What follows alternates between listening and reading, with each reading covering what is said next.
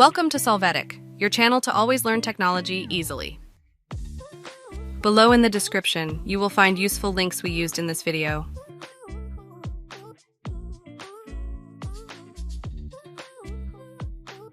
Today in Solvetic, we will see how to change avatar in Roblox 2024-2025.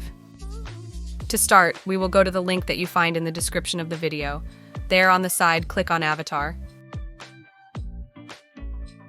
After this, you can click on each of the available options to use in your profile avatar.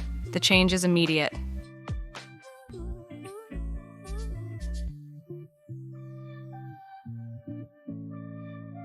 After this, click on Profile. Here you can see how your Roblox avatar has turned out. Hey, remember to subscribe Solvetic channel.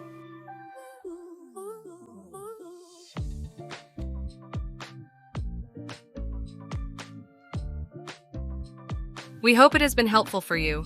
Here are links to watch more videos of your interest and subscribe to the Solvetic channel. Thank you.